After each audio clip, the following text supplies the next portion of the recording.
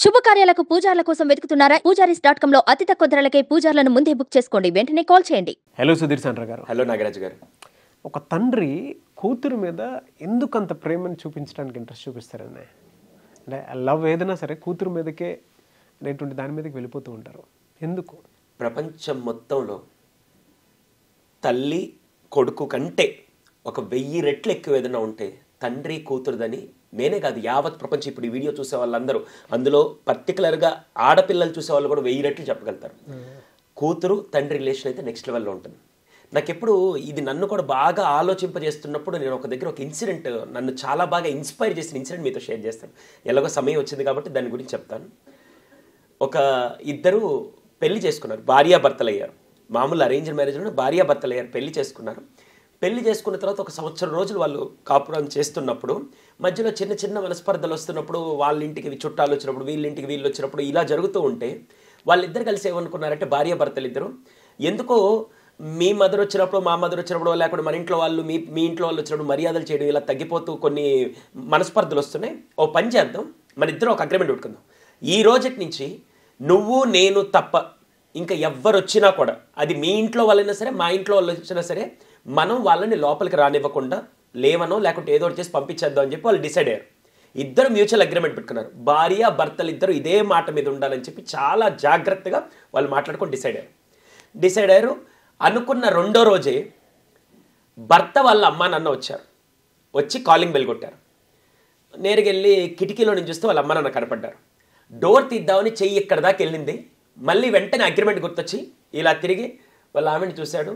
ఇంకేం మాట్లాడకుండా అగ్రిమెంట్ అని చెప్పి కామ్గా చాలా కంట్రోల్ చేసుకొని చాలా అక్కడే నిలబడి కొద్దిసేపు వాళ్ళు బెల్ కొట్టి వాళ్ళు వెళ్ళిపోయారు. అగ్రిమెంట్ ఏంటంటే, మీ అమ్మ నాన్న వచ్చినా మా అమ్మ నాన్న వచ్చినా ఎవరు వచ్చినా లోపలికి ఆలోచించారు. ఎందుకంటే వాళ్ళు వచ్చిన తర్వాత నువ్వు మరీ అది చేయలేని మరి ఈ గొడవలన్నీ వద్దని చెప్పి అనుకున్నారు. అయిపోయింది. 2 రోజులు ఆగిన తర్వాత అమ్మాయి వాళ్ళ అమ్మ నాన్న వచ్చారు, డోర్ కొట్టారు. ఈవిడ వెళ్ళి కిటికీలో నుంచి చూడంగానే వాళ్ళ అమ్మ నాన్న కనబడ్డారు. నేరుగా వాళ్ళని చూడంగానే ఈవిడికి వెంటనే కళ్ళలో నీళ్ళు రావడం మొదలుపెట్టారు. భర్త వెనకాల కూర్చోన్నాడు, కళ్ళలో నీళ్ళు రావడం మొదలుపెట్టి నేరుగా ఇలా తిరిగింది. భర్త సైడ్ ఆ కన్నీటి చుక్కలతో చూడంగానే భర్త ఏం మాట్లాడుకుంటే కామ్గా ఉన్నాడు. Agreement is agreement, deal is a deal. ఆయన కూడా వాళ్ళ తల్లిదండ్రులు లోపలికి కూడా రానివ్వాలి. కానీ ఈవిడేం చేసిందంటే, భర్తను అలా చూసింది. భర్త ఏం చెప్పట్ల, రమ్మని పొమ్మని ఏం చెప్పట్ల. ఆ కన్నీళ్లతో చూసి ఇట్టే ఉన్నాడు ఆయన మాత్రం. ఇంకా ఇవి కంట్రోల్ చేసుకోలేక ఏదైతే అదేందని చెప్పి నేరుగా డోర్ తీసి వాళ్ళ లోపలికి పిలిచి డైనింగ్ టేబుల్ దగ్గర కూర్చోబెట్టి వాళ్ళకు భోజనం పెట్టి ఆతిథ్యం అంతా ఇచ్చేసి వాళ్ళు వెళ్ళిపోయారు. భర్త మొత్తం చూస్తూ ఉన్నాడు, ఒక్క మాట కూడా మాట్లాడు. భర్త మొత్తం చూస్తున్నాడు. సంవత్సరాలు గడిచేయాలగా వాళ్ళకి 2 పిల్లలు పుట్టారు. 2 పిల్లలు పుట్టిన తర్వాత 2 అబ్బాయిలే. ఏమాత్రం సెలబ్రేషన్ ఏం చేయాలి, నార్మల్గా అందరికీ చెప్పుకున్నారు అంతేగాని 3వ సంతానంగా పాప పుట్టింది. పాప పుట్టంగానే వీళ్ళు వెంటనే ఏం చేశారంటే, మనం ఒక పార్టీ అరేంజ్ చేద్దాం అన్నారు. వీళ్ళు ఆవిడ ఎందుకంటే, లేదు నేను చెప్పించి పార్టీ అరేంజ్ చేద్దాం, అందరినీ పిలిచి గ్రాండ్గా సెలబ్రేట్ చేద్దాం అన్నారు. అందరినీ పిలిచి పెద్ద ఈవెంట్, చాలా పెద్ద ఈవెంట్, మ్యాసివ్లో ఒక గ్రాండ్ ఈవెంట్ సెలబ్రేట్ చేశారు. వాళ్ళ తరపున బంధువులు, వీళ్ళ తరపున బంధువులు, ఇంకా అతిరథ మహారాజులందరూ గెస్ట్ని పిలుచుకొని మొత్తం చాలా గ్రాండ్గా, అసలు చూస్తే ఏదో పెద్ద పెళ్లి జరుగుతుందో పెద్ద ఈవెంట్ జరుగుతుందో ఒక 2000 మంది ఉంటారు కదా, అంత జనాలతో అంత బాగా ఫిల్ అయిపోయి చాలా ఆహ్లాదంగా ఆనందంగా అందరు జరుపుకుంటున్నారు. కానీ వీళ్ళ ఆవిడకి ఒక క్వశ్చన్ మాత్రం మైండ్లో వస్తుంది. అసలు 2 పిల్లలు పుడితే వాళ్ళ బర్త్డే చేయకుండా పాప బర్త్డే ఎందుకు ఇలా చేస్తున్నారని చెప్పి క్వశ్చన్ రైజ్ అవుతుంది. ఇంకా ఆమె తట్టుకోలేకపోతుంది అడగకుండా.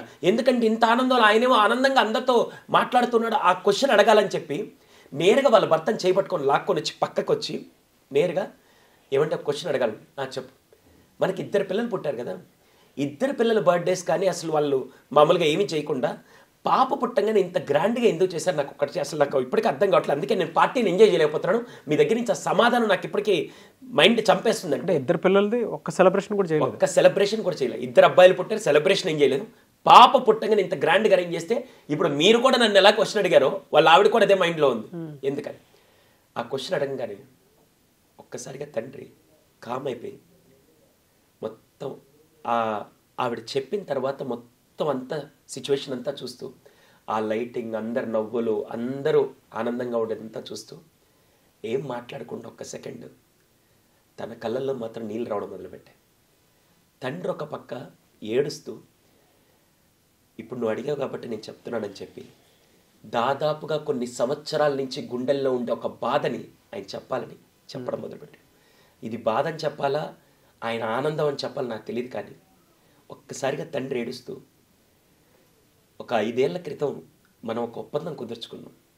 మీ ఇంట్లో వాళ్ళు వచ్చినా మా ఇంట్లో వాళ్ళు వచ్చినా గుమ్మం తెరవకూడదని చెప్పి, డోర్ తెరవకూడదని చెప్పి మనం ఒప్పందం పెట్టుకున్నాం. అందులో భాగంగా నా తల్లిదండ్రులు వస్తే నేను డోర్ తెరవలేదు.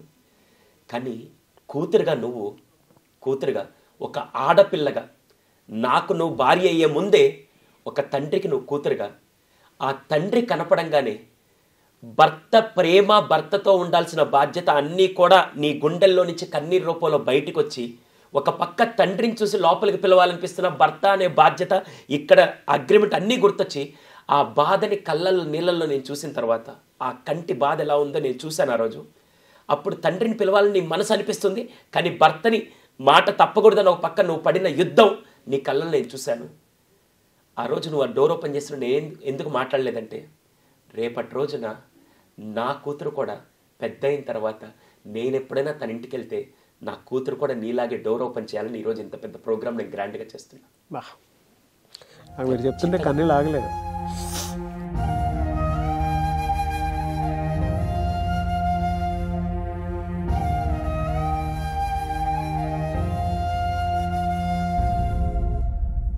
ఒక్క కూతురు మాత్రమే. ఈరోజు అబ్బాయిలు ఏదున్నా కూడా పెద్దగా వాళ్ళు ఎమోషనల్గా స్ట్రాంగ్ ఉండి అవతల అమ్మ బాధపడతారు, నాన్న బాధపడతారు, పెద్దగా పట్టించుకోరు. కానీ ఒక్క కూతురు మాత్రమే అటు భర్తతో ప్రేమని, భర్తతో బాధ్యతని అన్నీ చూసుకుంటూ, ఇటు పుట్టింటి వాళ్ళ అన్ని విషయాల్ని తను బ్యాలెన్స్ చేస్తూ ఎంత లోపల మదన పడుతుందో.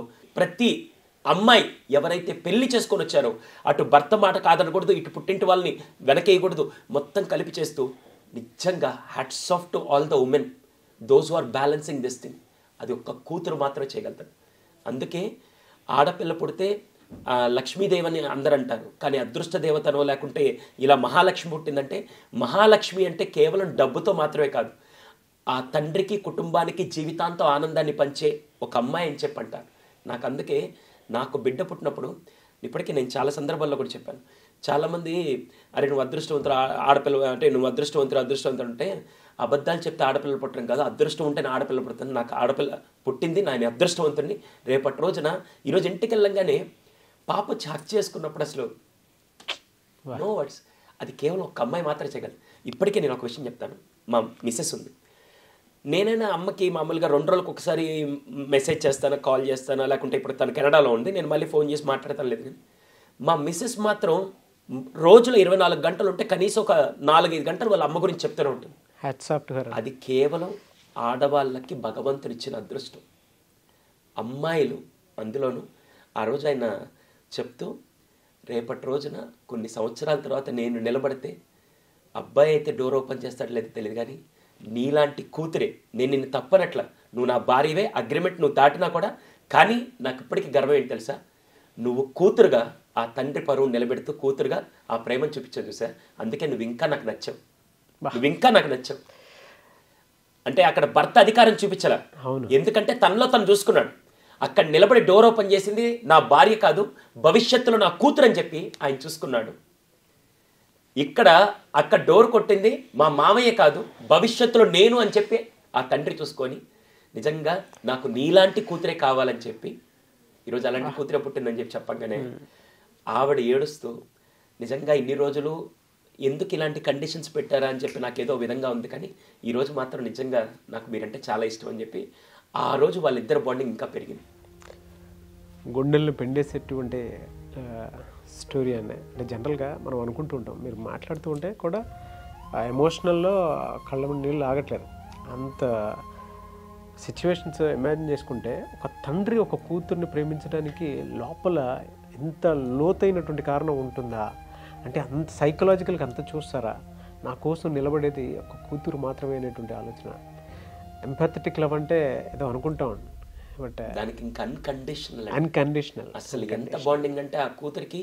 మీరు ఇప్పుడు పిల్లల్ని కూడా చూడండి, నాన్న వచ్చి అమ్మ వచ్చి ఇద్దరు డిఫరెన్స్ వస్తే నాన్న రంగానే ఆ కూతురికి ఎక్కడ లేని అసలు ఆ స్పార్క్ ఆఫ్ లవ్, ఆ స్పార్క్ ఆఫ్ హ్యాపీనెస్ ఉంటుంది చూసారా, కొన్ని కోట్లు పోసినా కొనలేదు. అది నేను ఎక్స్పీరియన్స్ చేస్తున్నాను, నాకు తెలుసు, అలాగే చూస్తున్నాను. కాబట్టి నిజమండి. మీరు చెప్పినటువంటి దాంట్లో భర్త భార్యని గెలిపించి అటేపు కూతురు గొప్పదనేటువంటి విషయాన్ని గుర్తు చేసుకొని నేనేం కోల్పోయి మగాడిగా నా అహంకారంతో నేనేం కోల్పోయి నన్ను నేను గెలిపించుకున్నాను అని తండ్రి ప్రౌడ్గా సెలబ్రేట్ చేసుకున్నటువంటి మూమెంట్ రియలీ గ్రేట్ అండి. హ్యాట్స్ ఆఫ్ అండి. థ్యాంక్ యూ అండి. ఒక్కొక్క అందరి కళ్ళు తెరిపించేటువంటి ఒక విషయాన్ని తండ్రికి కూతురు అంటే ఎందుకు అంత ప్రేమ అనేటువంటి విషయం చెప్పారు. నాకు తెలిసి వీడియో చూసిన తర్వాత చాలామంది కన్నీళ్ళు వచ్చేస్తాను. అరే అంత ఇదుందా అనేటువంటిది. నిజంగా మీరు ఒక అమ్మాయిగా మీరు వీడియో చూస్తుంటే మీ నాన్నతో లేదా మీకు పెళ్ళైన తర్వాత అటు భర్త మాటలకు కానీ లేకుంటే మీరు మీ అమ్మా నాన్న మధ్యలో మీరు ఎలా బ్యాలెన్స్ చేశారో అది కూడా మీరు షేర్ చేయొచ్చు. నిజంగా కేవలం చాలా మందికి తెలుసు, మన ఇంట్లో కూడా మనం చాలా సందర్భాల్లో చూస్తుంటాం. అలా మీరు మీ అనుభవాలను కూడా ఒకసారి షేర్ చేయండి, because I love to see that. So మీ ఫాదర్తో మీకు ఉండేటువంటి బాండింగ్ ఏదైతే ఉందో కింద కామెంట్ బాక్స్లో డెఫినెట్గా పోస్ట్ చేయండి. సో మేము కూడా చూసి తెలుసుకోవాల్సిన విషయాలు ఉంటాయి, నేర్చుకోవాల్సిన విషయాలు ఉంటాయి, అండ్ ఫర్దర్గా కుదిరితే వాటి మీద వీడియోస్ కూడా చేస్తాను. ఎనీవేస్ థ్యాంక్ యూ అండి. Thank you so much Sudheer Santra గారు. థ్యాంక్ యూ నాగరాజ్ గారు.